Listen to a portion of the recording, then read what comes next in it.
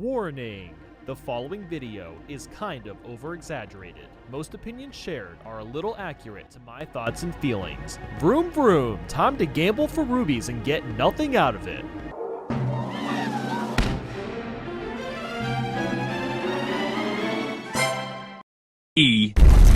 I feel like connecting a Nintendo account to play should be optional. This alone is gonna turn off newcomers. So I select my first character by randomly pulling down on a pipe. What have I gotten myself into? Mario Kart Tour can only be played vertically with no way to switch to a horizontal mode.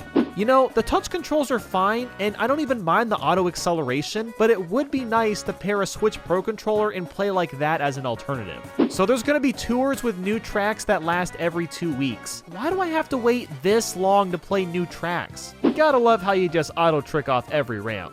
I still can't believe I'm playing a Mario Kart game where you aren't guaranteed to play as Mario from the beginning. What the hell? Does there really need to be a mission where the only goal is to get a rocket start? Just put that in a tutorial. Oh my goodness, the Gold Pass. This gets you some rare carts and rare characters, some gold challenges, and the ability to play in 200cc. However, here's the thing. They're putting 200cc in a paywall, and it's a subscription service that costs more than Nintendo Switch Online. This is EA levels of dirty. And don't forget that you can pay for rubies to put in the loot box pipe and maybe get a character or cart you want. Isn't gaming so fun now? I love gambling. Super Mario Kart came out in 1992 with a 2-player mode, but this brand new Mario Kart game doesn't have multiplayer at launch. Like, I'm not even mad. I'm just stunned. This new bubble item does what exactly? I mean, it's basically a bullet bill, but bad.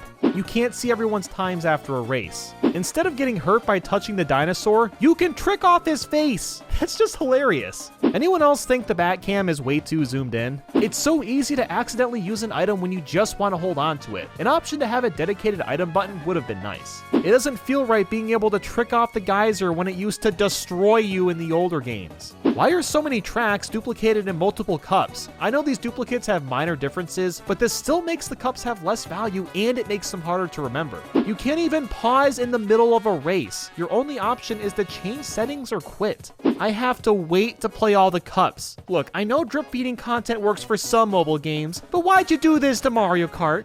So there's 2 different loot box pipes, and the one on the right lets you get 10 rewards for a slightly cheaper price. But it took me a few hours just to get 45 rubies. There's not even basic time trials to practice the tracks. It's pretty darn deceiving that they make single player look like multiplayer with all these random usernames. New York Minute is a pretty awesome track, but it seems strange that they didn't just make New Donk City. After trying 200cc, it actually feels like the game is moving at a really fun and decent pace. But again, it's behind a paywall. God damn it, Mario looks so freaking majestic when he dabs with that suit on. Like seriously, I hate how much I love this. You can literally pull an item out of nowhere with a ticket, because cheating is allowed now. Since when did I start playing New Super Mario Bros. 2 Kart? There's not a single bike to be found or unlocked. You can only level up your characters and carts so much per day. Why the hell can't I grind out leveling if I want to? I get this is a phone game, but that alone is a huge turnoff from playing at all. And you can't even play as Wario, Waluigi, or Rosalina. Now, obviously, they'll come eventually, but wow. This exists. A blue shell frenzy. Definitely not OP or broken. Nah. And how is a blooper frenzy supposed to be useful at all? It's just bloopers. So my first impressions of this game are mixed. Once you get used to the controls, it can be fun, but it has all the nasty mobile game elements that I'm not a fan of, like loot boxes and gacha mechanics. But with that, I hope you enjoyed today's video, and thank you guys so much for watching. Until next time.